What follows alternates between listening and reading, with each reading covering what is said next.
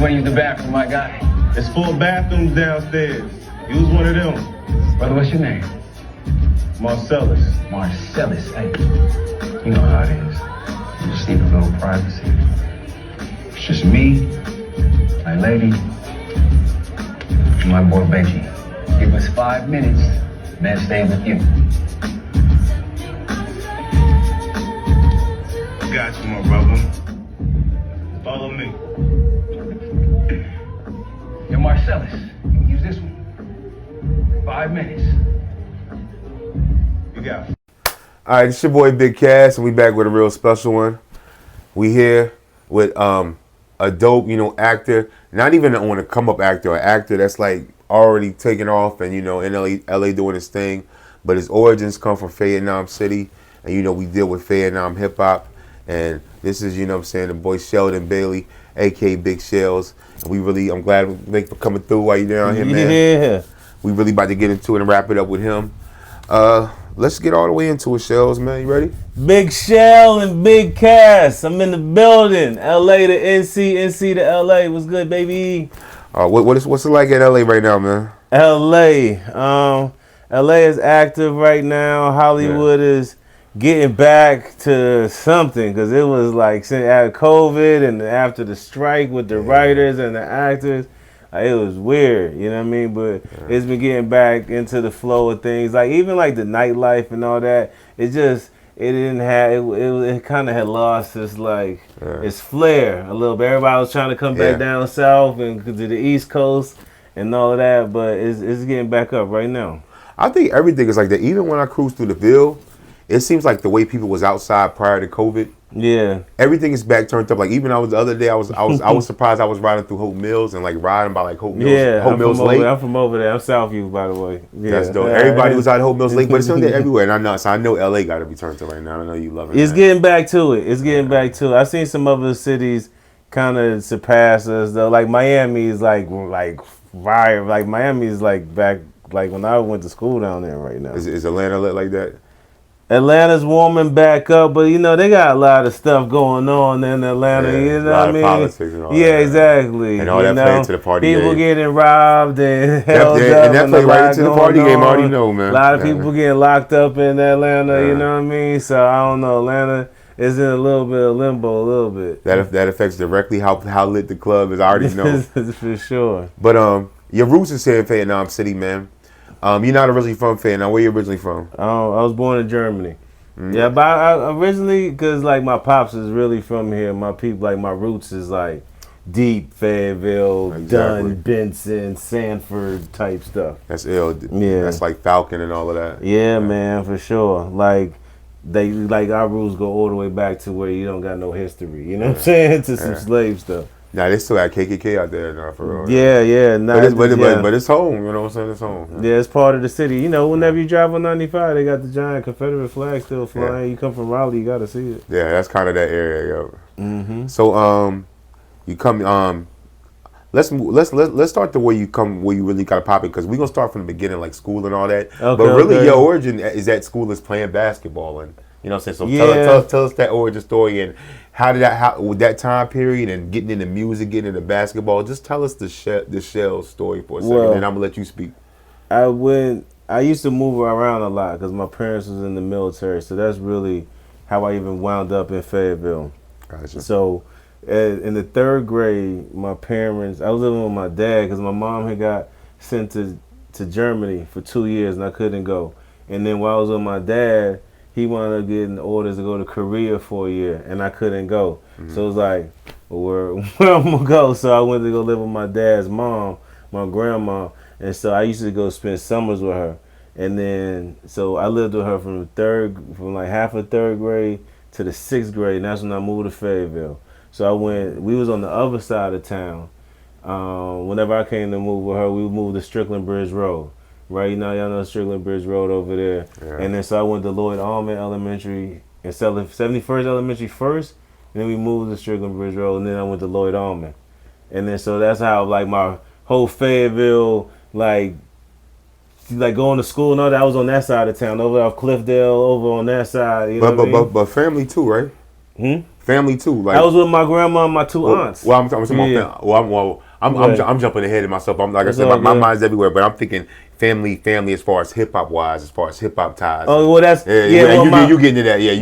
But honestly, that's whenever I was. So my cousin is space. You know what I'm saying? Yeah. So, but back then it wasn't space. You know, it was just two little kids hanging out. Not even kids. Yeah, and his brother is Nick, and Nick wound up being like a really influential. Nick wound up being a millionaire, right? He owned the cleaners over there off of the Merc. He actually owned Fuddruckers right now. Right. You know the burgers.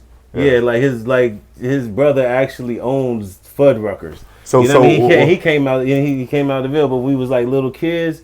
Like in the summertime. Like we would hang out, you know what I mean? Like his mom would send them over there. That's what I'm trying to figure out because we spoke a little bit off camera before this, but like I said, Space and them is your family, so you've been with them from the beginning too. I'm just trying to figure out what came first because I know acting came later, but what came first, basketball or music is what I'm trying to figure out. Oh, what came first? Well, I wasn't good at basketball at first, but I was tall as hell.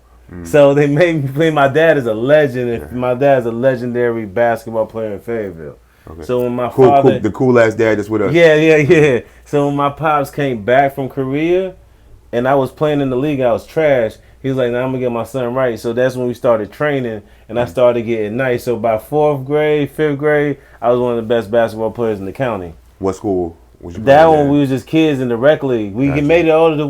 We was like the Buffalo Bills of the rec league. We always make it to the county championship and lose in the championship. Did you play with anybody that we might know, like people like Eric Maynard, like people? I was a bit before him. My best friends at the time, Julian Capel from the Capel family. You know, Felton Capel Arena, Fayetteville State. Julian Capel was my best friend. Him and this dude named Justin Johnson, who's a legend out of 71st.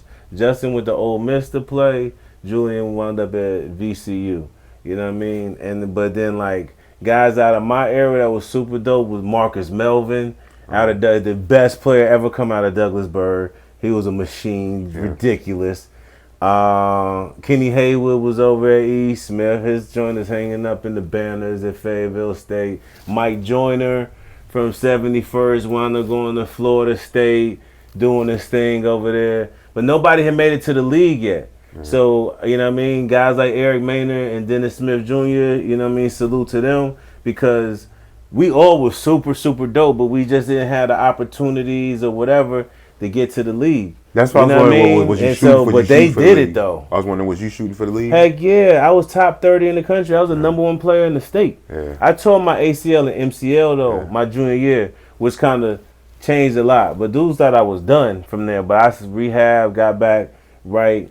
Because that happened at Southview. And then my senior year, I wanted to go to Mount Zion Christian Academy up in Durham. And so there, I was actually roommates with Jared Jack, roommates and teammates with Jared Jack and Amari Stoudemire. So, you know what I mean? Like, we was hooping. Did you do like a college run?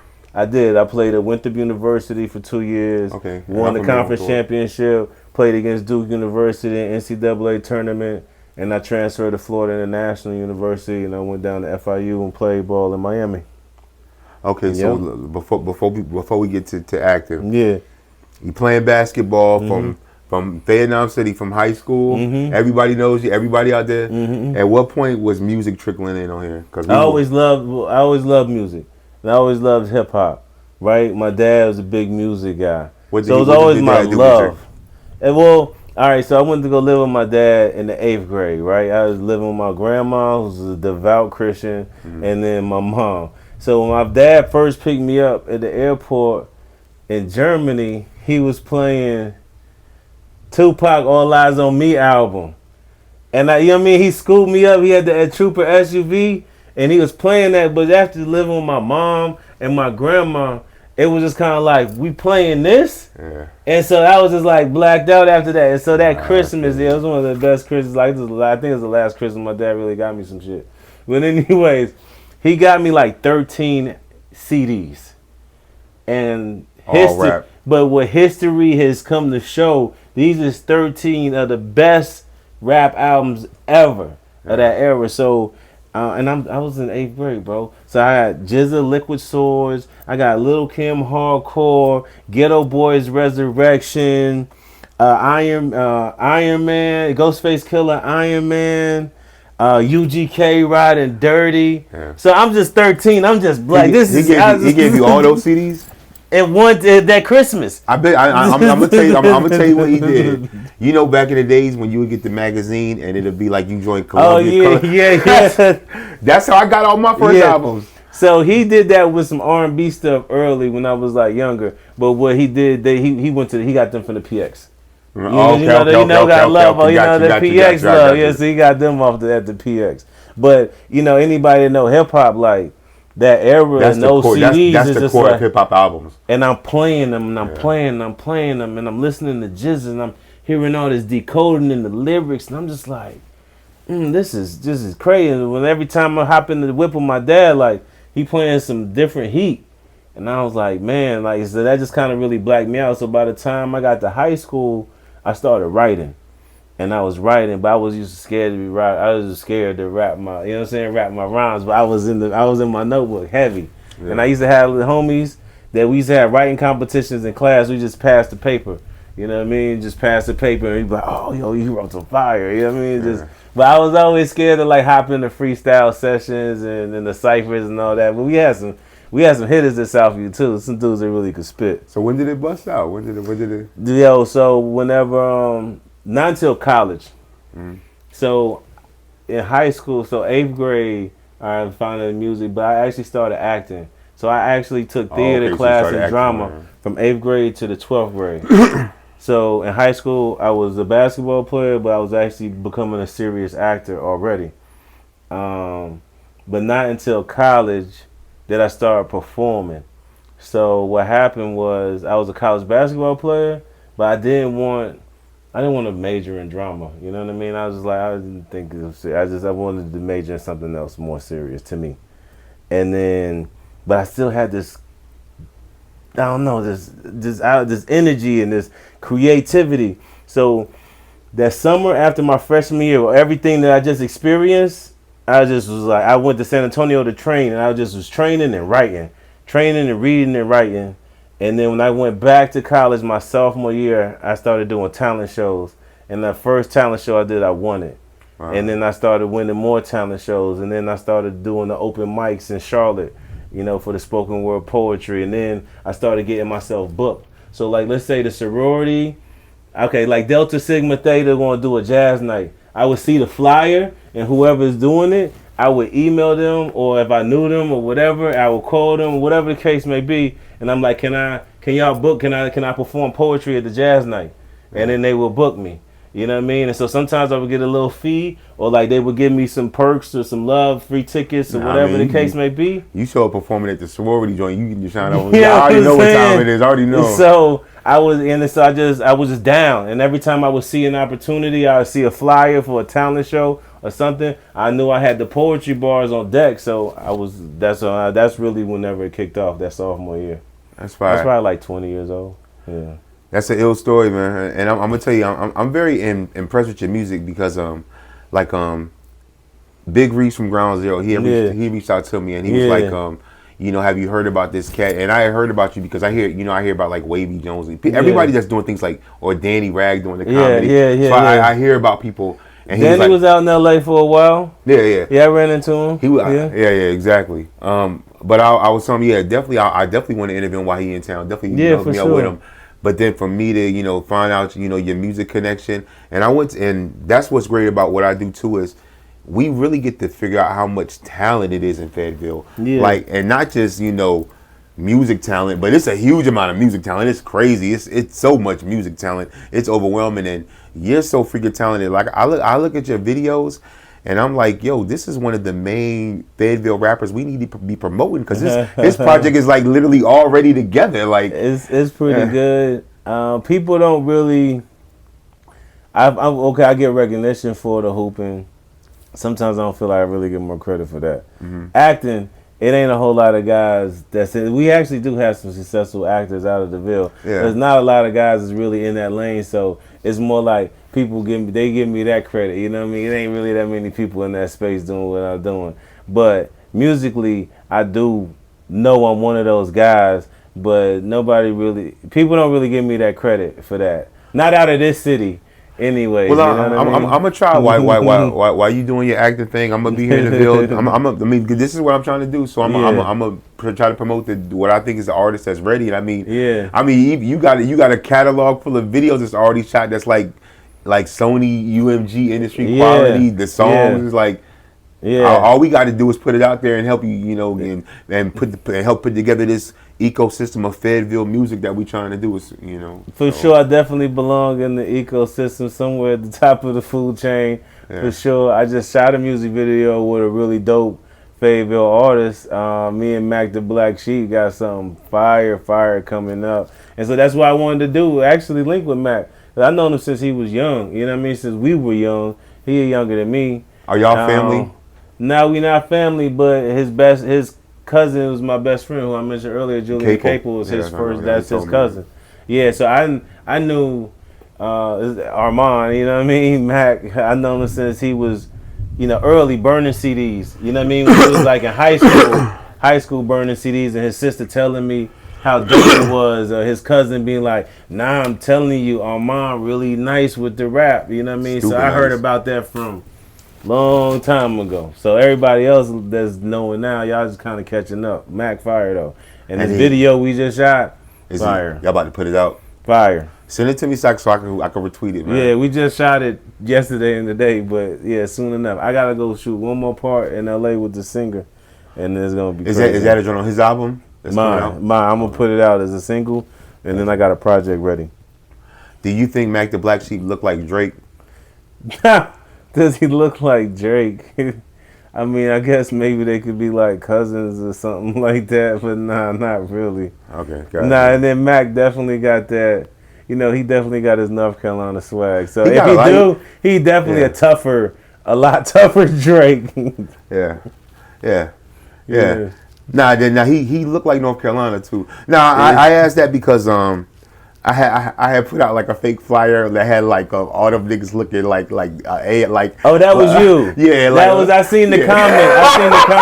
He was like, yo, what y'all do? I seen the comments. That's all. Yeah, like that. I didn't realize that you. Okay, this like had a nigga William Price with like a Mexican mustache. Yeah, but some girl in there, she was like, yo, that nigga Drake don't look like that. I mean, that nigga Mac the Black, she was like Drake. I almost bust out laughing like that nigga look like Drake. But from that point, I went and looked at all his pictures. I was like, that nigga kind of do look like Drake. So I mean, this is a light skin thing, I guess. I don't know. But I say that leading into the stunt double thing because he could be like Drake's stunt double. I guess so. Yeah, maybe. You know what I'm saying? But I mean, that's I'm just been foul messing with you back. Mad cool. But he's silly anyways. He always cracking jokes on people. Nah, he gonna know exactly what I'm talking about. But you actually were the stunt double for for some successful people. So let's talk about that.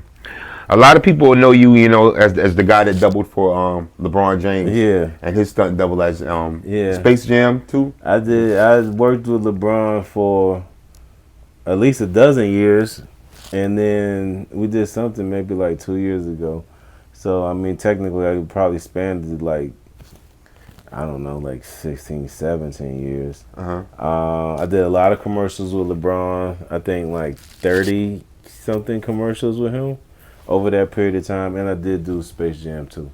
That's crazy. So your body and that basketball, I mean, that's led to a lot of like mixing in with the acting and coming in on a lot of opportunities. That's how I came up. I came up because of basketball, but I was a serious actor.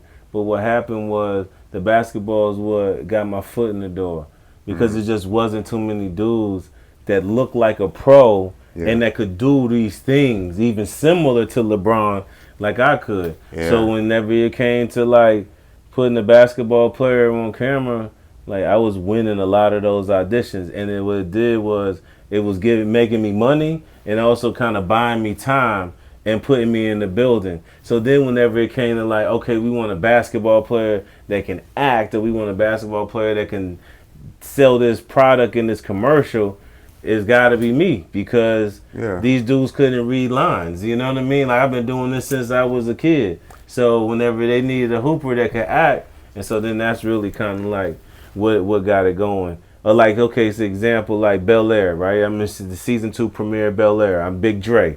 Remember whenever the Will character got to play, I'm the guy. So it was like I'm gonna run the clip. I'm gonna run the clip right here. So yeah.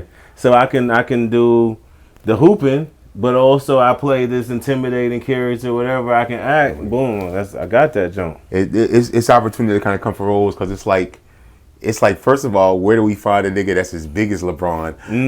But then he also can act and do the lines and you can have the charisma, kind of like him, carry yourself, and he can actually dunk the ball if we need him to dunk. I was doing all of that. We gotta book him. So when I was hooping around here, I'd be hooping at the Y and Raleigh. People was like, "Oh, you kind of awesome," because I was a versatile guy. Yeah. In my size, they used to be like, "Yo, you kind of remind me of Bron. You kind of play like Bron, like no cap." And I mean, I went to go.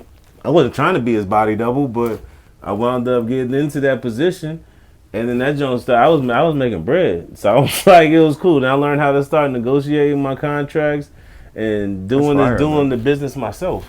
So like, if you don't look like Iverson. But if they ever have to do like a biopic on Iverson, you got that shit because you got all of those characteristics. I don't look like him though. You gotta look kind of like him. You gotta have the makeup. They gotta get you your braids. You've seen Drewski makeup, but you already know how to rap. So you got that. You got that out the way. I did the DeAndre Jordan and Clipped. If you seen Clipped on Hulu, that was DeAndre Jordan. I came close to being Magic Johnson in Winning Time. Yeah. So, but I don't want to just play basketball players. But we done made money doing that though. We gonna get into that. Your discography of movie roles is crazy. And stuff you worked on. My IMDb is pretty legit. But before we get to that, right. what's the craziest behind the scenes story you can tell us about LeBron working with him? Craziest. Was you and LeBron ever like with Diddy or anything again? Never. I never hung out with LeBron off a set, man. Okay. We just cool like on set. I just remember like on Space Jam 2, it was the first time I saw LeBron take a nap. So I thought that was funny, right? I don't know. I was just like sitting there and I just like looked over here like this fold out chair, and then I was looking, I was like, LeBron's sleeping. And I was just like, he sleeps. It was like he seemed like LeBron, a super nigga. Yo, he's human, you know what I mean? Like LeBron sleeps. So I don't know, crazy stories. I've worked with Kobe a few times. Word. I love Kobe. Yeah, Kobe was super dope, man. What'd you work with Kobe on? We did the first one was the Guitar Hero commercial that he did. That was like risky business. I stood in for him. But we talked for like mad long. Like Kobe was like super impressionable. He was really cool. I seen him give his shoes off his feet to my mans. Like he had some Jordan 13s on, and then my boy just was like he was Kobe's double for a long time, and then he said he just was like, yeah, I see you with the patent leathers on or whatever, and then Kobe's like, what these? He's like, what, you want them? Yeah. And he's like, nah, chill. He's like, for real, you want them? Kobe literally slid him off his feet, put his feet into his Nike slides, and handed my man his J's. And I was just like, that's ill, yo. That's crazy. You know what I mean? Like he always would do something to kind of make you feel like connected. You know what I mean? I remember I asked Kobe, we was doing a commercial, and I was like, yo, let's take a picture. And then he was like, nah, let's do it like this. Let's go back to back and do like, you know what I mean? It's just like, he was cool like that. Rest in peace, man. Yeah, for sure. Love Bean.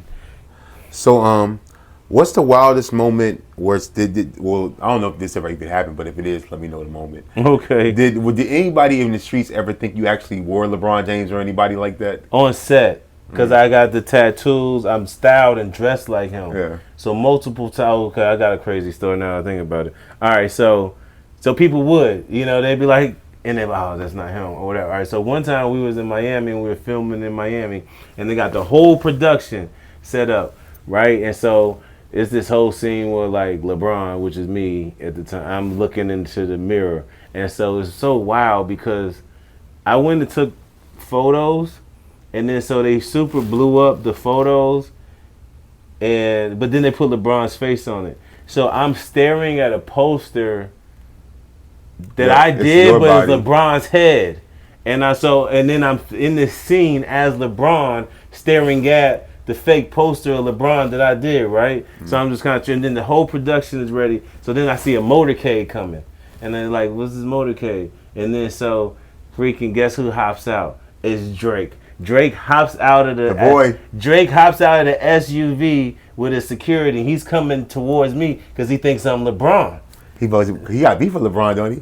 No, but this is in Miami. Okay. This is when he with the Heat. This is when that's why I'm like, this falling out is serious, because in Miami and around that time when LeBron played for the Heat, they was tight. Yeah. And so like he come out the thing, he's like, he walking over to me, and I'm kind of like, well, what am I gonna do when it like I don't want to disappoint him, but I'm like, I mean, and then so he's walking, and everybody's trying to wave him off like, it's not him, it's not LeBron. Yeah. And he's like, yes it is, I'm about to go holler at my boy. And so he keep walking, and so once he gets pretty close, I'm like, man, just let him come over here, man. Like, I want to, you know what I mean? Yeah. But I had met Drake the day before, because we shot a boxing scene. And so I got a picture of him. He was like me and Drake standing side by side at that boxing ring. But yeah, anyways, it was like a mistaken identity. Drake thought I was LeBron, and he was coming to talk to me. But then they cut him off right before he got to me. And I was like, oh, man, I should have let him come kick it. Shout out to the boy, man. I love the album, man. It's no beef. There's no East Coast, West Coast beef between Fayettenam and Toronto. It's not heating up like the 95 Source Awards. J. Cole holla at me, Drake holla at me. We'll put it all together. It's all love, man. Is it though? I mean, I would hope so. I hope so. Is it though? I would hope so. But it seemed like shots fired. Yeah, but I mean, I enjoy it. Like I said, I enjoyed the album, so we'll see. But you came from an athletic background before Hollywood. How much did sports mentally prepare you for the rejections that would come in auditions and the grind of acting? Because I know it's crazy grind. The rejection. It gets deep, man. You gotta have some really tough skin to do this Hollywood thing. And basketball and my parents being Army soldiers, work ethic has been crazy. You know what I mean? So it's just like, I feel like I could do almost anything if I got some time to prepare. Yeah. You know what I mean? So I don't really find too many things that intimidate me at all, and I'm very determined and focused, and I've achieved a lot in sports, and I've achieved a lot elsewhere. So as I like keep checking things off, the resume continue to like give me confidence that I can do more. But really, that work ethic, that was that, and that competitive mind state, you know. Yeah. So even the actors, like the rappers, they got that competitiveness, and like the ball players, they all got the competitiveness, even on the set. Yeah, for sure. I try not to be an asshole though, but yeah. I could believe it because I can kind of see it in the interactions with the comedians, and comedians is very similar to actors. So. Now they're even more competitive, I think, because they doing live shows and they like, they be hijacking jokes and all kind of different stuff. Like, comedy is almost like a freaking blood sport. We talked about well, let's talk about this right quick. They be quick. acting like friends, though, but they be cutting each other's throats behind the scenes. I could tell. They all want that number one spot. They seem, like I said, just like rappers or ball players. Like, they all want that spot. They all want to go down in history as, like, the name that people always talk about. But we talking about your athleticism. And you was actually in, pretty much one of my favorite video games, NBA 2K. Yeah. Tell us about like what role you actually played in NBA 2K and what that experience was like. Because like I said, your acting experience is crazy. I can't imagine what it was like being in a video game. Tell me about the whole experience for you. ATM is in the building. Money whenever you need it. I played ATM, man, like 7 times. ATM is the whole time, I think, favorite character in career mode. But a lot of people know me for that one. But they don't realize that in 2K15, I was actually my player first. And then they brought me back. I don't think anybody else ever did that, was my player and then came back as somebody else. That's fire. Yeah. And that's one of those things where, like, basketball and acting come together. You know what I mean? Like, I had the persona and the swag, but I had the acting chops to get it done. My nigga, I can't imagine what them royalty checks is like, my nigga. No, so that's the thing. All my TV and film stuff, royalties. Video games, no royalties. Oh, really? It's sad. Why is it like that? I don't know. Because they kind of rules on how to set up. Trust me, is a hot topic. I would wonder because they make more than enough money off the video Yeah, people talk about like how much money they made off like stuff like Grand Theft. Like they've made like so much money off of like 20 years. It's crazy. Mm-hmm. And that's the reason why they won't put another game out for like You gotta 20 try years. to 'Cause, max like, they your literally bread. sucking every dollar out of it. Yeah, you got to try to max your bread up front. Yeah. I mean, unless you somebody like Michael B. Jordan did 2K. I don't know what he negotiated. You know what I mean? But the more regular guys, like He got a little bit more leverage. Yeah, exactly. You'll have it. You'll have it because, like I said, you right there. Definitely. So we talked about this a little bit earlier too, but Bel Air, Shameless, you've been on a couple of shows like that, and now you're on Classic Shameless. That was my Everybody first. talks about Shameless. Yeah. Shameless. Is one of the all-time great shows, and that was my first major TV roles. And right now you're on Nemesis on Netflix. Nemesis, yo. So #1 on Netflix 2 weeks in a row. Salute, man. It's not my first #1 on Netflix. I did from scratch. Go ahead and shout the accolades out. Go ahead. We did another. This is my second #1 Netflix show. We did from scratch, 2022. That one did #1 too. Was Always Aldania. Yeah. So you've had some big eras through your career already, man. Mm-hmm. And what's been the lessons you learned, and what's the stuff that's been taught to you through this? Stay even, kill. You know what I mean? The ups and the downs. You know, as soon as you kind of let your ego get out of hand or whatever, you know, God, the industry, the universe will find a way to humble you. So I feel like staying, and then even in the down times, not getting too down, knowing that, yo, you're going to come back up. So for me, it's more about like staying like even, kill, chill.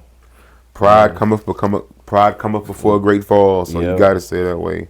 Facts. Tell us about your role in Nemesis, which is currently #1. What can fans expect from this series, and what made you want to be a part of the project, and how did you become a part of the project? The series is dope, man. I think it's one of the best crime thrillers that's out there. It's an urban one. I believe that Mario Van Peebles' influence was really great. And Mario Van Peebles is a legendary director, actor, producer from really most of the success in the 90s. New Jack City, Posse, the movie Solo. Yeah. So you really see his touch on this show. And then Courtney Kemp, you know, she coming from the Powerverse, which is, you know, going crazy over the last, 10 years or something like that. So the collaboration of those were pretty sick. I actually auditioned for a different part on the show. So for me, I auditioned for a bigger role. So I was feeling some type of way that I didn't get it. But then, you know, they threw me the Marcellus situation. And that's cool. You know, it's basically kind of start to show off with my scene. That's fire, man. Well, you do start to show off with my scene. That's fire, man. And that's going to be the biggest, I mean, like the stuff that Fayettenam is putting in history, like what you doing with the acting, the stuff J. Cole doing with the album and talking like, I mean, we putting history out there, man. Yeah, we got to connect the dots more, but that's one reason why I 100%. appreciate being in the city. Yeah. You know, linking with guys like you that's making moves, rocking with Mac, connecting with Space, doing my thing with Reese and them, my guy, the videographer, Corey Lamar doing this thing. You know what I mean? Continuing to build my relationships over here. Oh, so the guy that was doing those videos, some of those videos was from... Yeah, Corey Lamar's from here. He hooped at Jack Britt. Fire, man. Yeah, I like working with the hoopers that's doing creative things that find a life outside of basketball, man. I think it's really tight. Yeah, that's how I be like the young niggas I grew up rapping. When I hear like the little like businesses and endeavors they gotten into and how successful, I'm like, yo, Fayettenam breeds them, yo. Yeah. You make it out, you keep it going, yo. Yeah, for sure. So we put pressure on each other, so you know, pressure either you know make a diamond or you know pressure bust pipes. So it kind of depends. You know, you see a lot of guys go one way. You see some guys go that way. Is it? I mean, speaking of like pressure, is it pressure like even working on same projects with people? You talk about like Mario Van Peebles and stuff like that. Like, how do you get through that? You gotta smoke a lot of weed or? Nah. I do talk to myself a little bit. Sometimes it gets to the point to where like you might have a little like, how good am I? Or Question yourself. Yeah, you know, like, am I ready? Or, you know, you work with Mario Van Peebles. He don't know all the stuff that I did. You know, he's looking at me like some green schmuck. You know what I mean? Like, but at the end of the day, like, I know my body of work. I know what it is. So let me show Mario Van Peebles that I'm exactly where I need to be. I'm in the right spot. But a lot of the best actors are actually really gracious in welcoming you and making you feel comfortable. And it's not like a higher than type. Now you come across some of those, but for me, the best that I've come across are like superstars that bring it down to the level, and you have a respect for the cast and have a respect for the crew and things like that. Those is like, to me, those is the GOATs. You know what I mean? It's crazy to me how when you're talking about acting and interacting with these big actors and being on these sets, how much it mirrors like what the rap game is to like interacting with other MCs and pretty much. I'm not a hooper, but I imagine what that being like too, and like competing on that level is very crazy. But Yeah. it's it builds us, man. So you're from you're from Fayetteville, and a lot of people here dream big, but they feel stuck.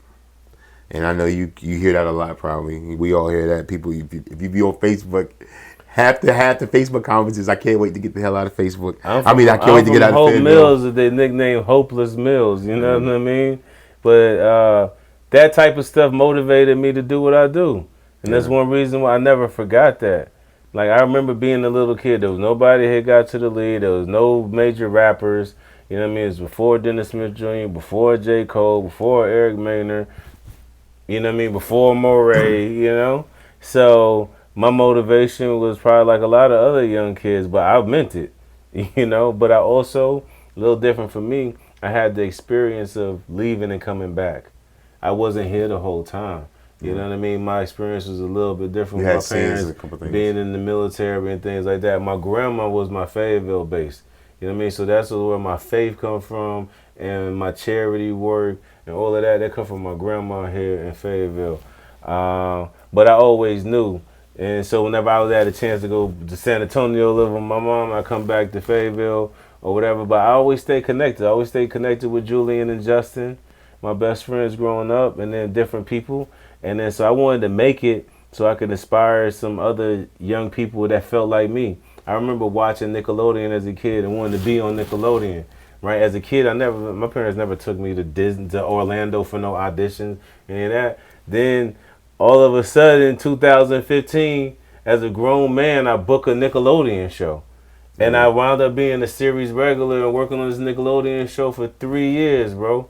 And it was like, it was crazy because I remember this passion as a kid that I wanted to do. So as soon as I did that, what I do? I started going to schools. I come to Fayetteville, I go to Baldwin Elementary, I go to this elementary, I go to Southview High School, whatever. Because I never forgot how I felt as a little kid, wishing that somebody came around here to talk to us. Yeah. You know what I mean?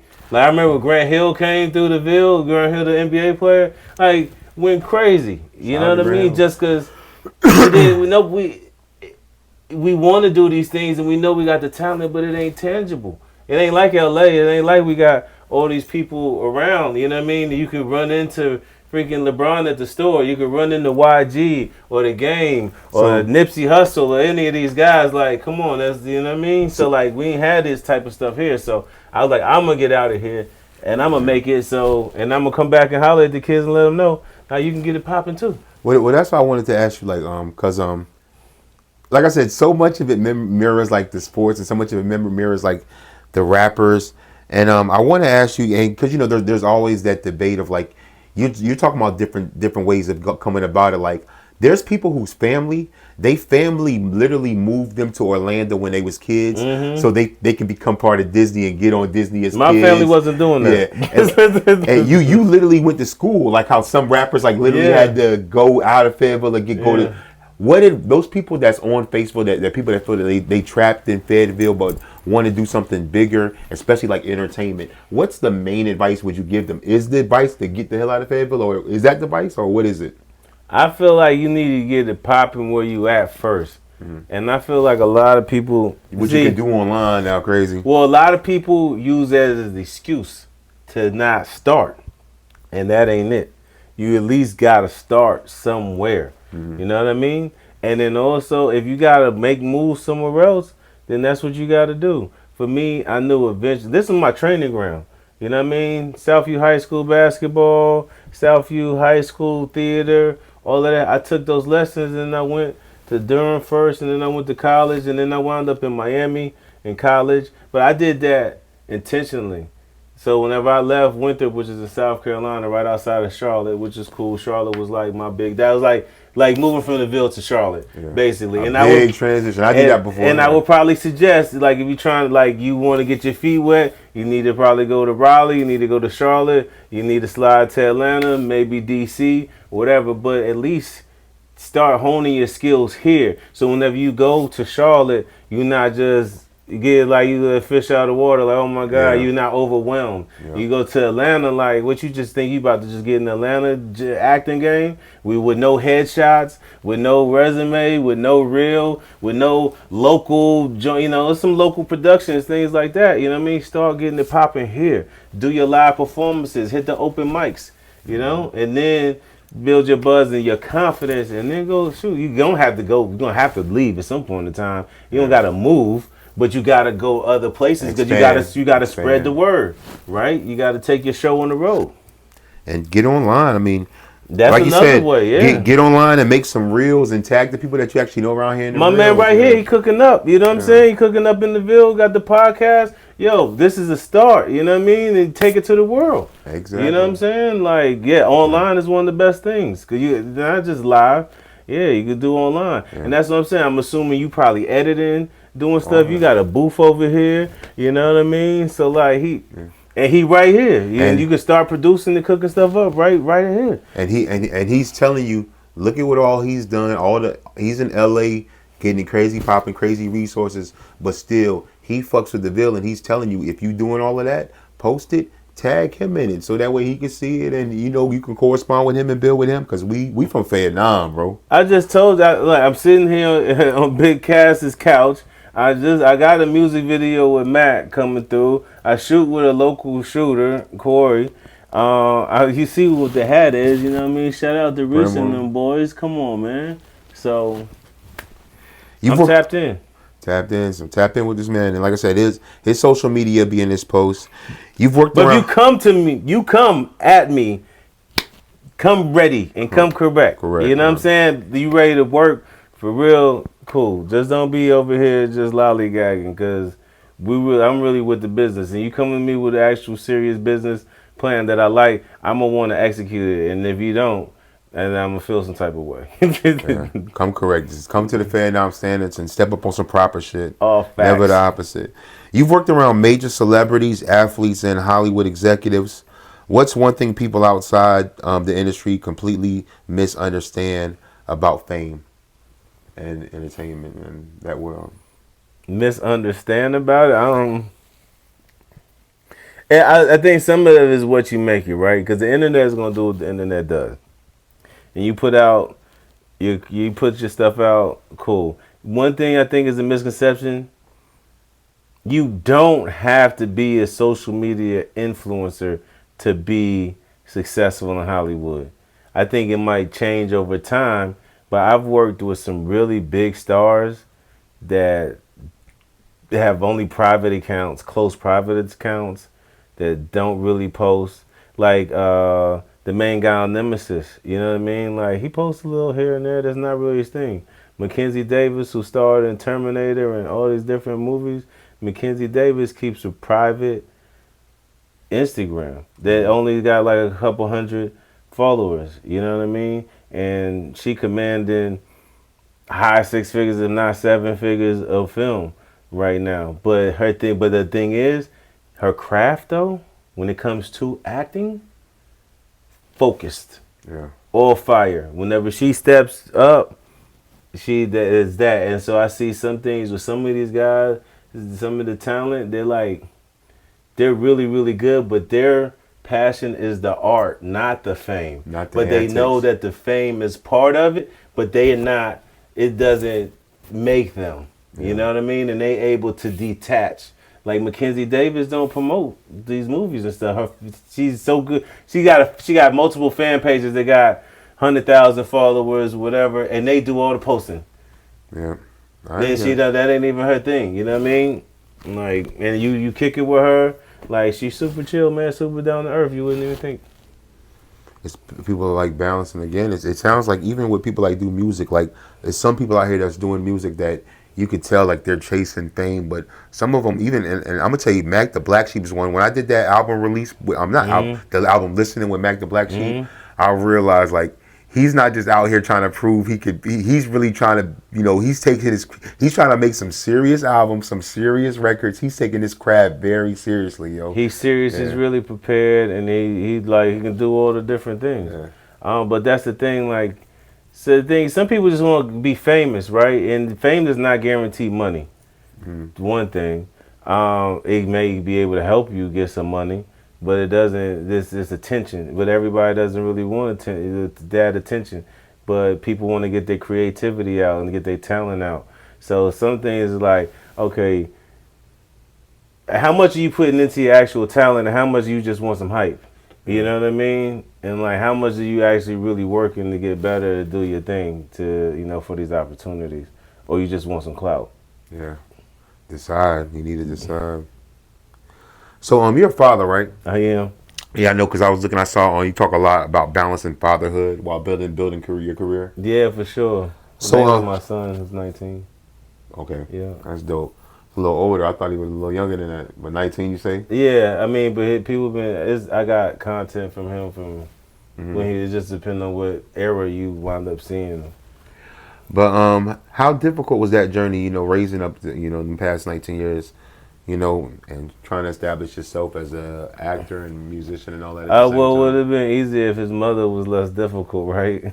So I was really a true single father, but I had a really great support system with my family. But it taught me how to balance things, right? Because when my son came to live with me, I was 23. I was outside, but I had to be a dad. You know what I mean? And I wasn't about to fumble that. Yeah. So, I sacrificed some money and I had a nanny, you know what I mean? I made sure I would create situations where he could come with me. So let's say, okay, I would book the LeBron stuff. Bro. That's fire. Thank you.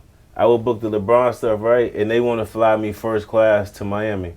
I went to college in Miami. I got family in Miami. I tell them, no, give me 2 coach tickets so I can fly my son. Yeah. And I get and they saving money anyways. And then so they doing me a solid. I don't care about flying I'd rather have my son with me than fly first class, bro. So I take my son with me, my family watching while I'm doing my thing. Or like with NBA 2K, right? They were so cool, bro. They allowed me to negotiate my nanny into my contract with 2K. So they gave me a weekly stipend for her, and they gave me 1 extra ticket to bring my people up. You know what I mean? Or they would be like, oh, you get the rental car, you could drive up from LA, or whatever the case may be. And they cut me a check. They cut me a check for my nanny. So just even being wanted. First of all, a lot of people don't even be wanting their kids around. You know what I'm saying? So I wanted my son around, but I wanted him to experience this stuff. Because I think about little Sheldon, right? And the kid that I was and the things that I wanted to experience. I saw how my dad raised me. Cool, but I want to spice it up, and I'm going to bring some Hollywood into this. I'm introducing to Steph Curry. I'm introducing to James Harden. I'm introducing to LeBron. All these different people, because I want him to be inspired. I want him to know that he could do it. And actually, Steph Curry, he's actually a real person. Look at him. He's a little smaller than you thought he was, huh? All right, cool, bet. Yeah. Whatever the case may be. It's dope for him because I know it got to be fun for him to be around all that stuff. But also what he's learning, and we talk about people being trapped and stuck in different mind frames. He's already coming up not only seeing different things, but seeing people like you, his dad, do major things, and also getting able to see other people movie. You know what I'm saying? And I put him in position to do different things. I auditioned 3 times for White Men Can't Jump Too. And I didn't get a part. Guess what? My son got a part. He in White Men Can't Jump Too. He's the one to get in the fight with Jack Harlow. Okay. Whenever he's like, you old ass loser. Oh, word. That's my son. But Jack Harlow, he kept getting beat up during the whole movie, didn't he? He was just drunk. Because he was a drunk. Yeah. I'm trying to think what scene you was. But I know, especially during the beginning, when he was beating everybody, he was getting beat up at every court he was going to. Yeah, he was in that rec center. That was my son in there. And I put him in a few other different spots, and you know he's won some commercials for himself. He's got a commercial. We right gonna now. find that clip and try to put that clip in here too with his son. Yeah, too. I can send it to you. I got it. That's dope, man. That's dope fire, man. Yep. If Hollywood gave you the green light tomorrow for your dream role with no limits, what kind of character would Sheldon Bailey want to play? One of these crazy Jack Ryan, Who's that? something like that, like a. That's from an army movie, right? Yeah, I wanted like an international conspiracy movie, international spy movie. Ocean's 11. You know what I mean? Yeah, Idris Elba, hijack. Like That's fire, man. that's what I want. So and I'm not stopping till you want to be the till I next get James that. Bond, the next. I don't know if I need to be the next James Bond, but if I'm somewhere up, I like the shit that Idris be doing. So I'm like, I want to do the stuff that Idris be doing for real. No doubt, I'm man. a little younger than him, so those type of opportunities, I really enjoy that guy's career. Idris rap too, don't he? Yeah, he don't rap like I rap, Yeah, but he yeah. rap though. He make music. Oh, you know, like I look at the stuff Michael B. Jordan does. You know what I mean? That's like high level in the game, but I think those roles is awesome. Could I play a boxer? Of course I could play a boxer. I don't want to be Creed, but there's a lot of different other boxing stories that could be told, and I could do that.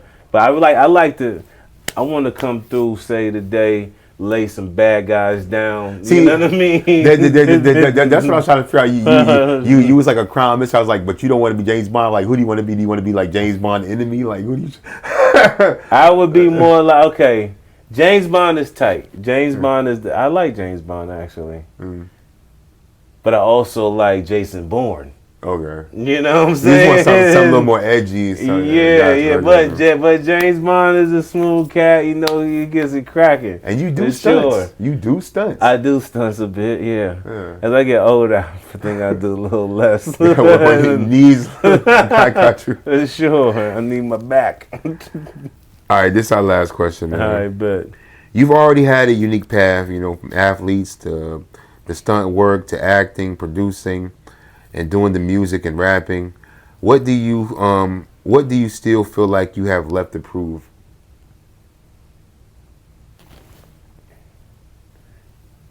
Musically, I know I have the talent. I know I got that fire pen and the voice. You want to get your shit off with the music. I You want for people to know I about do. it. Like I need at least one nationwide tour or something. You know, Yeah. that and then acting wise, I keep checking these boxes off, but I don't really have that one defining role that I really want. You know what I mean? Like I look at an actor like Wood Harris, right? Okay, Fire. you can look at Avon Barksdale from The Wire. You know what I mean? So solid. Paid in full Oh, for me. you know what I'm saying? I don't got those. I got joints. I got shows out. Shameless. I got this show. You know what I mean? I got this, but I don't got those where you be like, oh, that's that dude, and that's what I want out of this. Yeah. Gotcha. I thought that's a dope answer. Your answer was incredible, but Appreciate it. I thought your answer was gonna be like an Oscar, but that was a good answer that you gave. I mean, eventually, yeah. I mean, definitely, because awards are kind of like a validation of what you've done, right? Yeah. I look at somebody like Mahershala Ali, like he's dope. I like what he's done in his career. You know, he's won some awards and things. Said Michael B. Jordan just won an Oscar. You know, but I feel like overall, I love the critical respect, and I love the respect for the peers even more so. But we definitely want to lift some trophies up for sure. For sure, man. Yeah. I enjoyed chopping it up with you, man, and getting to know you, man. And I hopefully people that's watching got to know you better too. You know what I'm saying? If they didn't already.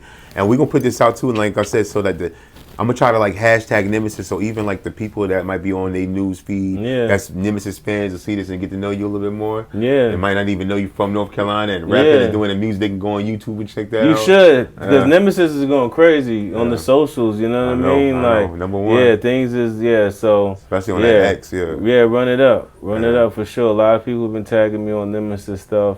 It's number one. You can't start the show and miss me. You know. You started off. I'm in the building, bro.